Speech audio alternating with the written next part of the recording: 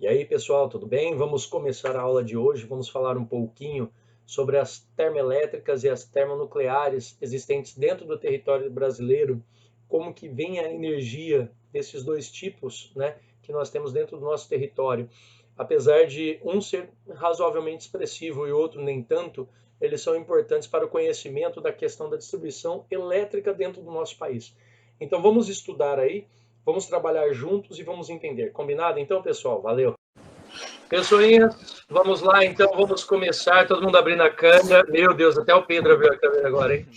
Ah, é um gato mesmo. Um gato. Obrigado. É feio, é? Vamos nessa, então, pessoas. Análise. Começando aí, então, pessoal, de um jeito diferente, aquele de sempre. Mas antes, o discurso do nosso querido Cauendre hoje, um discurso motivacional, bonito do jeito que ele está. Reparem essa blusa xadrez do cara. Vamos começar. Fala aí, Cauendre. Ó, como vocês podem ver, se vocês olharem para fora da janela, estava um clima meio ameno, meio chuvoso. Isso daí é o céu chorando porque a gente não está junto. Mas estamos juntos, conectados entre as cabeças, entre as mentes. Todos aqui estão juntos, conectados de alguma forma. E nada vai conseguir separar a gente, mesmo essa pandemia, esse coronavírus aí. Nada vai conseguir tirar a força da gente, a nossa destemidade, tudo que a gente carrega no nosso coração e na nossa cabeça. E é isso mesmo. Fé.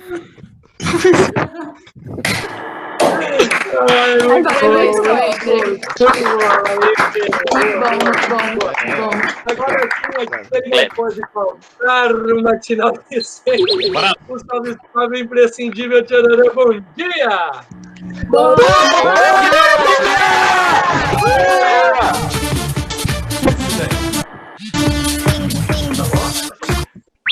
Brasil! É o Igão! Aê, show de bola! Vamos começar a trabalhar então, galera, todo mundo, vamos trabalhar.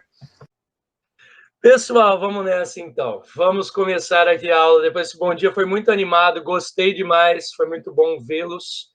E bora, partiu então. Hoje nós vamos trabalhar a geração de energia térmica, né? E energia termonuclear também no Brasil. Beleza? Então, são as termoelétricas e as termonucleares no Brasil. É bem tranquila, a aula ela é mais restrita, é uma aula mais curta, mas bem funcional também. E é interessante porque a gente vai descobrir as coisas que acontecem dentro do nosso território. Beleza? Então, bora lá. Ó, vou começar aqui pela produção termoelétrica no Brasil. Joia? As usinas termoelétricas são responsáveis por aproximadamente 24% da oferta de energia elétrica no Brasil. Todo mundo atenção. Isso aqui, esses 24% aqui são dados de 2017, beleza? Então, na aula de hoje, como está trabalhando Geografia do Brasil, fica mais fácil você pegar os dados mais atualizados, joia? Então, dados do ano de 2017. Vamos lá. A maior parte dessas energias utilizadas são de combustíveis fósseis, tá? Tecnicamente, ainda, infelizmente, mas só que nós utilizamos muito. 54% são combustíveis fósseis das termoelétricas, como fonte de energia primária. Em menor parte, nós temos a biomassa, que seria 34%. Biomassa, a gente já explica que tipo de biomassa, principalmente, que os caras estão usando, né? E também temos o carvão, 12%. Beleza? Fechando, então, esses três tipos básicos de termoelétrica que nós usamos aqui no Brasil. Joia? Continuando. Segundo a Agência Nacional de Energia Elétrica, a ANEEL, em 2017, existiam 2.930 usinas termoelétricas no Brasil. Gente, é interessante pelo seguinte, só para fazer uma retórica antiga, né? Há mais ou menos 20 anos, quando eu comecei, né, as termoelétricas no Brasil, elas eram na casa de 1.000 termoelétricas, né? A gente trabalhava na casa de 1.000 termoelétricas. Em 20 anos, esse número quase que triplicou, né? Se você contar o ano de 2020, não tem uma atualização 2019 ainda, não tem uma atualização 2020, e a 2018, eles usam muito dado de 2017. Então, 2017 é o último dado consolidado, foi o último censo realmente feito, tá? Por quê? Começou a abrir concessões de termoelétricas menores, municipais, termoelétricas distritais, né? que acaba a ANEEL não tendo, vamos dizer assim, o conhecimento padrão, né, dessas termoelétricas. Precisa de uma autorização para ter uma termoelétrica? Precisa. Mas só que no Brasil, a burocracia é tão grande, que ela mesma acaba se atrapalhando para você descobrir quantas termoelétricas existem, tá? Existe, por exemplo, um blog do professor da Unesp de Prudente, se eu não me engano, que ele é responsável por trabalhar energia no departamento de geografia, e ele coloca que o Brasil hoje ele pode passar, em 2020, de 4.000 usinas termoelétricas, mas só que são números não oficiais, beleza? Então eu prefiro trabalhar o número da ANEEL mesmo, beleza? Para ficar certinho. Que é esse tipo de número também que vai pelos os vestibulares da vida aí. Bom, vamos lá. Distribuição desse tipo de termoelétrica pelas regiões. O Sudeste, lógico, né, ele tem 43% do total de termoelétricas. Então, termoelétricas de biomassa, termoelétricas de combustíveis fósseis, termoelétrica de carvão mesmo específico, né? Joia? A região Norte tem 26%. Você fala assim, pô, mas a região Norte tem termoelétrica? Vamos lembrar? Região Norte tem o predomínio de um relevo plano ou planaltos baixos. Traduzindo, eles têm dificuldade de usina hidrelétrica. Então, eles precisam de geração de energia. Pra você ter uma ideia, o estado de Roraima, ele compra energia da Venezuela, tá? De tanta falta que tem de energia na região Norte. Então, lá tem um número grande, assim, de termoelétrica pro tamanho da região. Né? Nós temos que levar em consideração, 26% contra 43% do Sudeste, mas o Sudeste concentra metade da população do Brasil. A região Norte, ela vai concentrar menos de 10% da população do Brasil. E usa tudo isso de termoelétrica. Então, proporcionalmente, a região Norte tem muita termoelétrica. O Nordeste, desculpa, tem 13%. A região Sul, 10%. E o Centro-Oeste, 8%. Eu vou destacar aqui o Nordeste por o seguinte fato. O Nordeste ele está se empenhando demais na energia eólica, tá? Então, eles querem abaixar esse número aqui para ele tender a zero. Eles querem ficar de 5% para menos dependentes da termoelétrica, para ter justamente só num caso de necessidade, tá? Como é a questão do Sudeste. O Sudeste tem muita termoelétrica, mas também por uma questão de necessidade. Faltou energia por causa da estiagem, está chovendo pouco, etc. e tal. Então, aí eles conseguem através de termoelétrica ter energia. Joia? Vamos lá. Entre as termoelétricas que mais produzem energia elétrica por meio de biomassa, estão as que utilizam bagaço de cana. Olha aí que eu falei para vocês que ia fazer esse comentário, né? A utilização do bagaço da cana. Você vai lá, tira da cana ou o açúcar, ou a cachaça, ou o álcool etanol, né? Que a gente utiliza aí, ou faz rapadura, por exemplo, ou caldo de cana, e o bagaço que sobra nós utilizamos para fazer a biomassa. Interessante, é um destino, né, legal.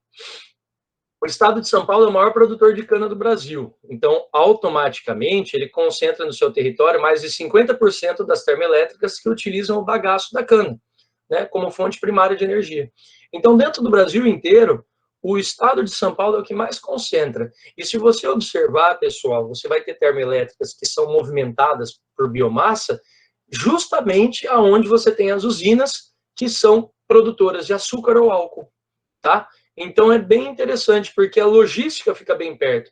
O cara que fez a cana-de-açúcar, que fez o açúcar, que fez o álcool, a cachaça, etc., ele tem que se desprender daquele tipo de matéria, que é o bagaço da cana.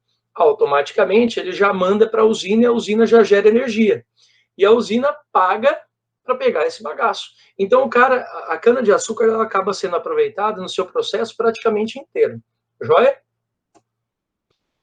Vamos lá. Segundo muitos analistas, a dependência de termoelétricas aqui no Brasil vai aumentar no futuro. Por que vai aumentar, pessoal? Pois o potencial para o aproveitamento hidroelétrico, como o do Rio São Francisco e do Rio Paraná, está muito perto do seu limite de aproveitamento. Então, vou explicar para vocês. Os grandes centros urbanos, onde as cidades estão crescendo, onde você tem concentração de pessoas, a questão hídrica dessa região, fazer barragens, etc. e tal, já está chegando no seu limite. Você tem regiões mais distantes do Brasil para fazer hidrelétrica. Dois probleminha. Às vezes, o relevo não é favorável para a hidrelétrica. Segundo probleminha, também está muito distante dos grandes centros. Você tem que investir demais em redes de comunicação, que são aquelas redes de alta tensão para ficar levando a energia para muito longe. E tem um desperdício de energia. Então, traduzindo, na teoria, o Brasil vai sim, no futuro, depender de termoelétricas. Não deveria. Nós temos que achar fontes alternativas para a geração de energia. Por exemplo, está todo mundo com ideias positivas de usar energia solar, mas só que o governo brasileiro, através da ANEEL, está querendo taxar a energia solar para ela ficar mais cara, porque está vendo que todo mundo está indo para energia solar para economizar energia. Vamos lembrar? O governo brasileiro, ele ganha muito dinheiro na venda de energia elétrica. Ele tira muito do que ele ganha do imposto da energia elétrica. Então, se você está fugindo da compra de energia elétrica, significa que você está fugindo de pagar imposto para ele. Então, o que ele fez? Então eu vou sobretaxar a energia elétrica. Por enquanto, a energia elétrica não está sobretaxada. Teve movimentos contra, todo mundo foi mostrando, falou, isso é ridículo, a gente está querendo melhorar a saúde do ambiente brasileiro e não está conseguindo porque o cara está querendo aumentar o preço da energia elétrica, tá? Mas só que nós vamos ter uma aula depois disso, eu vou contar para vocês certinho como que funciona, beleza? Deixa eu aumentar aqui. Vamos lá. Produção termoelétrica no Brasil, mais um destaque. Olha isso aqui, a redução de capacidade das usinas hidrelétricas, que já ocorreu no ano de 2001, né? Todos eram nascidos, né? No ano de 2001, quando os índices pluviométricos reduziram no Brasil inteiro a capacidade em 30% das usinas. Moçada, 2001 chegava a dar medo, porque teve reservatório que do 100% ele baixou para menos de 5%. Ficou só a lama, não tinha mais nem água, né? Então era bem interessante porque não tinha de onde tirar energia. E olha aqui, isso obrigou o governo brasileiro a impor naquele ano um racionamento de energia. Imagine vocês, tinha racionamento de energia. Ora essa região tinha energia, ora essa região não tinha, e essa aqui tinha, aquela lá não. Então era interessante, eles fizeram um sistema de rodízio de energia. Foi no ano de 2001, só para recordar e viver, né? Foi durante o governo Fernando Henrique Cardoso. Isso aí gerou uma grande dor de cabeça para o Fernando Henrique Cardoso. Logo após essa questão, o Fernando Henrique ele começou a investir, né, na parte de eletricidade, porque muitas indústrias globais estavam deixando o Brasil, porque o Brasil poderia começar a faltar energia. Repare, depois de 2001, nós tivemos algumas falhas de energia, falta de energia aqui e ali, mas às vezes é por falha de sistema, não é por falta de energia. Então, desde então, os caras se tocaram. A gente tem que fazer investimento na energia. Ao final de 2001, começo de 2002, o Fernando Henrique fez um empréstimo na época para o FMI, na casa de 8 bilhões de dólares. Você fala assim, beleza, o que são 8 bilhões de dólares? Em 2001 para 2002, era muito dinheiro, era muita grana. Foi um empréstimo muito alto, a juros exorbitantes, mas só que o Brasil estava precisando por causa dessa crise da estiagem, parou de chover, os reservatórios caíram, foi terrível, cara, o ano de 2001, foi bem complicado, beleza? Diante desses problemas, o governo tem estimulado, então quando eu falo governo, é desde o Fernando Henrique até os dias de hoje, tá? O governo tem estimulado a construção de usinas termoelétricas. Presta atenção, especialmente as que utilizam gás natural como fonte de energia primária. Então, o governo tem incentivado quem usa gás natural. Se você fizer uma termoelétrica com gás natural, a taxa, o imposto que será cobrado sobre você, tem um alívio. Lembra que eu contei a historinha do carro? O carro a GNV, você tem o desconto de 2/3 do IPVA. Então, lembrando, se vale 3 mil IPVA que você paga no início do ano lá do seu carro, você vai passar a pagar 1.000 se você tiver gás natural no teu carro. Joia? E isso funcionava muito, né?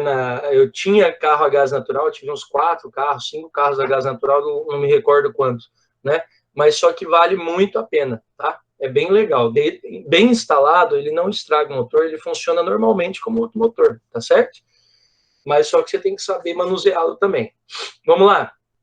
Esse estímulo se justifica pelo fato do gás natural ser uma fonte de energia mais limpa, atenção, menos poluente, ela é mais limpa, então ela polui menos, né, do que os demais combustíveis fósseis, por exemplo, como o diesel e a gasolina. Joia? O gás natural ele tem uma proporção absurda em relação, por exemplo, ao diesel, né? Se você fizer uma comparação ao diesel, ele polui infinitamente menos que o diesel, infinitamente menos que a gasolina. Joia? Então, partiu.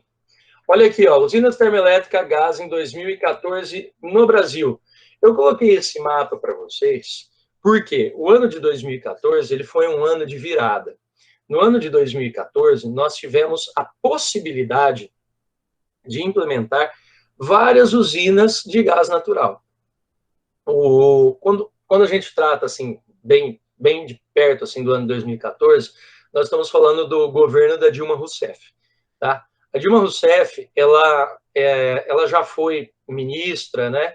E ela já mexeu com essa parte estratégica do Brasil e ela viu no gás natural uma possibilidade de melhorar a questão de termoelétricas no Brasil na questão de poluição. Na época, ela tinha muito esse discurso, na época, fora os discursos dela, né, estocar vento, essas coisas arada toda, mas ela tinha um discurso mais conservador quanto ao meio ambiente. Era bem interessante o posicionamento dela na parte ambiental, tá? Na parte ambiental era bem legal. E ela começou a incentivar as usinas, certo? Então, novas usinas a gás natural chegaram a ter até 40% de desconto nos impostos para você instalar essas usinas. E se você observar nesse mapa aqui, apenas 6 estados e o Distrito Federal só não tinham usinas termoelétricas a gás como destaque. Mas só que no futuro, no caso hoje, todos os estados e o Distrito Federal já têm. Beleza? Tranquilo? Então, hoje todos têm. Mas em 2014, que é esse ano da virada, e esse mapa ele é muito trabalhado nos vestibulares para mostrar justamente isso. Aonde você não tem, por exemplo, termoelétrica? Ó, olha aqui, ó. Roraima, você não tem. O Acre, você não tem. Piauí, você não tem. Aí, Alagoas, Sergipe, desculpa, e Tocantins. Só isso.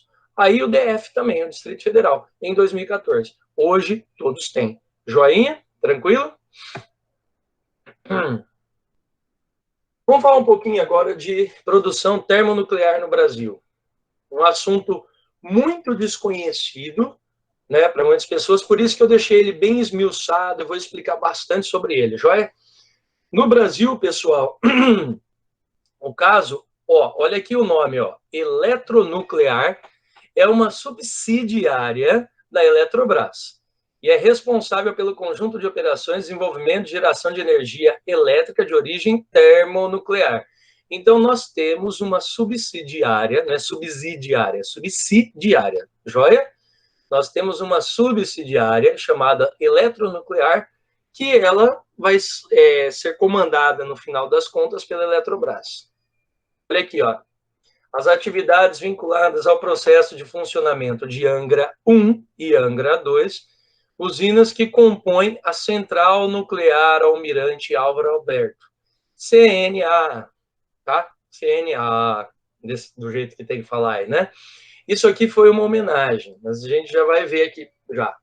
Este nome foi dado em homenagem ao pesquisador pioneiro no Brasil no campo de termoelétricas, né, de energia, de tecnologia nuclear. Então, foi ele o primeiro que deu pontapé aqui no Brasil para começar esse tipo de estudo. Nós vamos entender. Se você reparar aqui, é o nome do lugar, Central Nuclear Almirante Álvaro Alberto. Repara nisso aí. Nós vamos estudar um pouquinho de datas. Angra dos Reis entrou em operação em 1985. É muito interessante, sabe? Guarda quando entrou em operação Angra dos Reis, pessoal. Porque foi a nossa usina mesmo que entrou em operação. Em 85. 85, para quem não se lembra, é logo depois das diretas já, 84/85, né? Que o Tancredo, nesse período, 84, 85, ia ascender ao poder a pedido do povo, não foi voto, mas foi pedido, e o Tancredo ele acaba morrendo, e o vice dele, José Sarney, representante da ditadura militar que estava se encerrando no período, acaba assumindo, né? Então ele acaba morrendo, assim, antes de assumir, de morte do jeito que vocês imaginarem, né? E acaba assumindo mais um cara ligado à ditadura, que é o José Sarney, tá? Ele tinha muito apreço dos ditadores na época, apesar de muitas controvérsias, joia? Aí o Sarney ele vai conduzir o Brasil até 1990, dia 1º de janeiro, quando assume pelo voto direto, o voto do povo, né? O povo vai votar no Fernando Collor de Mello. Por que eu estou fazendo esse flashback histórico? Porque Angra dos Reis, a tecnologia nuclear, ela começou a ser concebida de fato mesmo, um pouco antes da ditadura. Mas só quem colocou fogo nisso aí foram os militares durante a ditadura, que eles queriam mesmo a tecnologia nuclear. Lembre, nós estávamos passando pelo período da Guerra Fria. E não só o Rio de Janeiro, mas o próprio Brasil e a recém-criada capital do Brasil, na época também, Brasília, estava suscetível a um ataque nuclear. Então, os militares brasileiros eles tinham a ideia de que se eu tivesse o acesso ao nuclear, né, ao material nuclear, como enriquecer o urânio, se eu tivesse autorização, eu ia ficar mais tranquilo. Então, eles acabam comprando essa tecnologia. Mas a gente já chega lá. Já a Angra 2, que entrou em operação em 2001, então repara, 85, depois a segunda parte, em 2001. Quando eu mostrar a imagem para vocês, vocês vão ver que parece tudo uma usina só. É uma coladinha com a outra, tá? E Angra 3, né, tornará o estado do Rio de Janeiro praticamente autossuficiente em energia elétrica. A retomada das obras era prevista para 2018, não aconteceram. Agora estão querendo retomar as obras em 2021, tá? E a conclusão da obra deverá acontecer em 2024. Imagina, se começar em 2018 e ia terminar em 24, imagina se começar em 2021, se vai começar em 24. Pessoal, Angra dos Reis 3 tem um detalhe que eu preciso falar para vocês. Faz mais de 30 anos que estão construindo Angra dos Reis 3. Mais de 30 anos. Então, assim, o que já foi gasto de dinheiro em Angra dos Reis 3 dava para construir hoje 6 usinas termonucleares no Brasil. Todo o dinheiro, todo governante que entra fala, vou investir na Angra dos Reis 3. Eles investem uma grana violenta e anda com o projeto um pouquinho. Pode puxar pelo histórico, vocês gostam de fuçar, então vão atrás que vocês vão entender o que eu estou falando. Beleza? Vamos lá. Continuando aí, ó. Olha aqui, ó. A implementação de usinas nucleares no Brasil tem sido alvo de crítica desde o seu início, desde sempre, pois o país dispõe de formas mais seguras para extrair energia elétrica. Nós temos hidrelétrica, que é bem mais seguro, eólica, que é bem mais tranquilo, solar, que é bem mais tranquilo.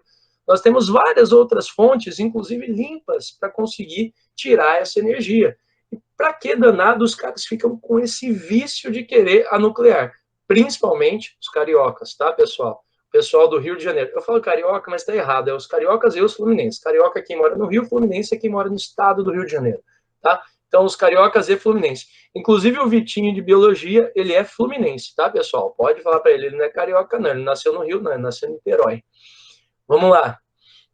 A maior parte das usinas nucleares no mundo foi construída entre os anos de 1970 e 1980. Então, a maioria das usinas nucleares, não estou falando todas, eu estou falando a maioria, né, foi construída nessas décadas. A sua vida útil média é de 40 anos. Pessoal, é importantíssimo vocês saberem disso. A vida útil média é de 40 anos. Muitas delas estão próximas do fim das suas operações. Sabe o que vai acontecer pelo mundo afora? Por que eu coloquei o mundo, já que estamos falando de Brasil? No mundo afora, o pessoal está cancelando os projetos nucleares porque são perigosos. Tudo bem? São muito perigosos. A França é o único dos países desenvolvidos que não está diminuindo. E os Estados Unidos, que vinha diminuindo o seu projeto nuclear, ele está aumentando agora com Donald Trump. Ele está indo na contramão. A tecnologia nuclear, ela é interessante. Ela não polui, né, porque ela só libera para a atmosfera, no caso, com o resfriamento do reator, ela só libera para a atmosfera a questão do vapor d'água, mas só que ela deixa resíduos. Então, ela é altamente tóxica, né? Então, é assim, ela tem um balanço, ela não polui na produção, mas só que ela deixa resíduo. Será que vale a pena o preço? A gente já descobre. Olha aqui, ó. O Brasil compra por $80 mil na época 3 centrífugas para fazer a Angra dos Reis 1, né? Da Alemanha Ocidental. Repara, a Alemanha era separada nessa época. Pessoal, observação para vocês nessa questão aí. 3 centrífugas que já estavam com a sua vida útil, ó. Elas já tinham mais de 30 anos quando a gente comprou a tecnologia. Olha aqui em cima, vida útil de 40. Os alemães praticamente empurraram o negócio, falaram assim, ó, agora cuida vocês, e tá aí, né? E o Brasil teve que se virar para fazer esse valor aumentar. Conseguiu? Conseguiu, gastando muito dinheiro, como sempre, conseguiu, tá? Embora as centrífugas tenham chegado ao Brasil em 1956, repara, 1956, Angra dos Reis, década de 80, né, que ela foi começar. 1956, entraram em funcionamento apenas na década de 1970, como forma experimental. Não era nem usina aqui ainda. Eles estavam fazendo experimentos científicos. Joia? Que período é esse, pessoal, da década de 70? Ditadura militar. Muito bem. Olha só como a história vai fazendo, vai entrelaçando. A localização das usinas Angra 1 e 2 ocorreu pela abundância de água que tem, é uma região serrana. A usina ela fica encravada entre o conjunto da Serra do Mar. Tecnicamente, pessoal, eles não falam isso, mas se explodir, pelo menos tem a Serra do Mar para conter a explosão, certo? E boa parte da radioatividade. Logicamente que eles não vão falar isso para você. Quando vocês conseguem as visitas, lá tem horário para visita, você pode visitar dentro da usina, é bem bacana. A única coisa é que você não pode tirar foto de nada, né? Você entrou no portão ali, onde reserva, cara, você desliga tudo, você não pode ter uma caneta no bolso, né? Porque você pode riscar alguma coisa, furar algo, pode dar alguma coisa errada, enfim, eles não deixam, né? Eles deixam você fazer o passeio por partes interessantes.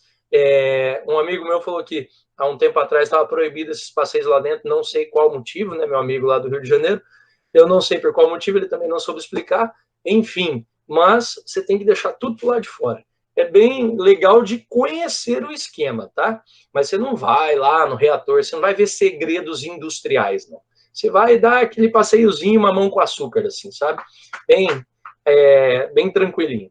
Então, a localização de Angra dos Reis 1 e 2 ocorreu devido à abundância de água que desce da serra, que ajuda a resfriar os transformadores, né? Os reatores, perdão, transformadores, os reatores. O transporte e a montagem que ficava muito fácil, porque ela é bem colada com o mar, então tem lugar ali para deixar as peças que vinham da Europa, dos Estados Unidos, ou da onde viesse, né?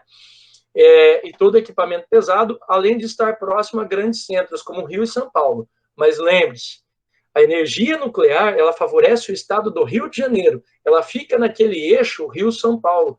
Eu vou mostrar para vocês, vai ficar mais fácil aqui de elucidar no mapa, ó. Vocês estão vendo aqui, ó, aqui é o estado de São Paulo, tá vendo? Isso aqui, ó, tudo isso aqui é o estado de São Paulo, joia? Para cá, tá São Paulo capital. Olha como fica perto de Angra dos Reis. Olha Rio de Janeiro também como fica perto de Angra dos Reis, tá certo? Então, essa questão de proximidade daqui para cá, esse eixo Rio-São Paulo, tal, funciona na questão de todo mundo olhar e falar assim, meu, o centro econômico do Brasil é São Paulo e o segundo centro econômico é o Rio de Janeiro, na época militar. Então, vamos colocar ali para melhorar a energia dessa região. São Paulo não precisava disso. Rio de Janeiro até que é carente, sim, na parte de hidroelétrica. Fato que Itaipu manda energia para o Rio de Janeiro. Sai de Itaipu, lá no Paraná, e vai, aí no Paraná, desculpa, e vai até o Rio de Janeiro. Beleza? Olha aqui a usina, para quem nunca viu, as serras, como eu falei para vocês, tá vendo? Essa parte que é tirado foto tem um mirante na beira da estrada. A estrada é a Rio Santos. É aquela estrada bem bonita que dá para ir passeando e vendo a praia e tal. É bem legal o esquema. Mas aí você anda por estradas aqui, ó, mais ou menos nessa altura aqui. Não nesse caso, nessa serra, mas você anda por estrada mais ou menos nessa altura em todas essas serras aqui. Até você chegar à frente da usina. Vamos lá? Angra dos Reis 1 é essa aqui. Angra dos Reis 2 é essa aqui. Então, a 1 está aqui, a 2 está aqui. Você fala assim, nossa, cara, que coisa mais sem graça. A redondinha é a mais moderna, né? E a, sei lá o que é isso, reto, com redondo na ponta, né? É a mais antiga. Essa é da década de 80, essa é dos anos 2000. Beleza? Então, eu estou mostrando para vocês, só para vocês terem uma ideia, uma noção, para ver como que funciona. Joinha? Agora, olha isso aqui, pessoal, que eu fiz para vocês. Curiosidades nucleares, né, para a gente finalizar. Vamos lá? Uma pequena pastilha de urânio enriquecido, com o tamanho de uma bala, Então, uma pastilha com o tamanho de uma bala, tá? É capaz de produzir a mesma eletricidade que 22 caminhões-tanques de óleo diesel, uma termoelétrica. Então, traduzindo, é nisso aí que o pessoal fala, tá vendo? A energia nuclear você usa pouco e faz muito. É sempre bom lembrar. Principalmente aqui na Bahia, né, no Brasil, nós temos uma área grande de exploração de urânio. Então, nós temos material para abastecer essas usinas. Mas aí vem a pergunta, se faz necessário? Esse material precisa ser utilizado de fato? É essa a questão, é isso que nós perguntamos, tá? Olha isso aqui, depois de usado o combustível, no caso o urânio ali em questão, ou qualquer outro, pode ser o plutônio também, né? Continua extremamente radioativo, por isso precisa ser armazenado em condições especiais para evitar vazamento. Se tiver o vazamento, é a famosa, o desastre que acontece como aconteceu em Chernobyl, certo? A partir de um vazamento. Evitar não só o vazamento, mas também a contaminação. É óbvio, se vaza vai contaminar, né? Por isso que até que eu não destaquei aí. Não se sabe por quanto tempo esse material permanecerá perigoso. Olha isso aqui, moçada. Existem estudos que mostram que a meia-vida do urânio ou do plutônio pode chegar a 200 mil anos de atividade. Então, se você ativou ele em 1985, né, você pode botar 200 mil anos que você vai ter que cuidar dele. Então, isso é bem interessante, porque eu tirei uma frase de um dos diretores de dentro de dentro de Angra dos Reis 2, tá? Ele dando entrevista, BBC ou CNN, rapaz, eu não sei para quem que foi, qual canal desses aí, foi uma entrevista digital que ele fez, tá? Não é falando, é entrevista escrita, mas ele foi falando. E ele é um grande pesquisador, ele é quase que um diretor de uma área de pesquisa nuclear. Olha o que ele colocou. É preciso tomar conta deste combustível nuclear usado, como uma babá cuida de um bebê. Você tem que ter, só para vocês terem uma ideia, em Angra dos Reis 1 e 2, para a piscina que eles usam para depositar, eles trabalham com cerca de 45 funcionários somente em turno de 24 horas, somente para cuidar desses materiais e ficar pagiando, ficar olhando para eles, monitorando para ver como é que está a temperatura, se tem vazamento, se não tem, resfriar, cuidar. Numa piscina, que é muito interessante. Essa piscina, ela tem a parede, ela pode chegar a 2 metros de largura, concreto, placa de chumbo, concreto, placa de chumbo, concreto. É desse jeito que é a piscina. Aí você vai lá e deposita o líquido já, o combustível já, né, em forma líquida, em tambores, reduzindo a sua temperatura e guardando nessa piscina. Joia? E você tem que ficar lá medindo para ver a radioatividade, como é que tá, tal. Por milhares de anos. Neste prazo, há sempre o risco de algo acontecer. Você pode ter uma explosão nuclear no reservatório. Não precisa ser no reator. Pode ser também no reservatório, onde você deposita. É considerado uma maldade com as gerações futuras. Isso aí foi um cara de lá de dentro que falou. Olha só que interessante. Uma pessoa que mexe com isso falou que é uma maldade para as gerações futuras. E realmente é, porque você vai deixar um presentinho que pode chegar a 200 mil anos, cara. A gente não sabe nem se vai ter ser humano até lá. E esse é um problema que não é só do Brasil, tá? É importante destacar. Problemas ruins, como esse aqui, ó, o armazenamento de combustível de alta radioatividade em piscinas, como eu estava explicando para vocês, não é uma boa solução, pois era para serem depósitos provisórios, mas até hoje não há uma solução adequada e definitiva. Pensa que é só no Brasil? Gente, o país do mundo que tem mais problema com isso, os países, né, são Estados Unidos, Rússia e França. Eles não sabem aonde enfiar esse combustível, que é o resíduo. Eles não têm noção e estão deixando também em piscinas. Então, não é só o Brasil. Mas a diferença é assim, ó. Eu vou dar uma ideia para vocês. Nesses países, eles usam a energia nuclear e fazem valer a pena.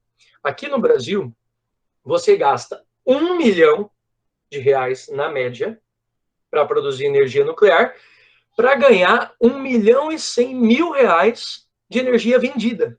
Seu lucro, 100 mil.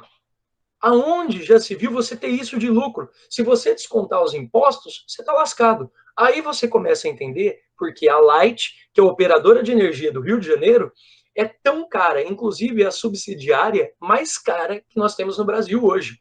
A questão do quilowatts do Rio de Janeiro é absurda, absurda. Tem apartamentos de 2 ou 3 pessoas no Rio de Janeiro que chega a pagar R$800 de energia. Isso não existe. Isso é caríssimo.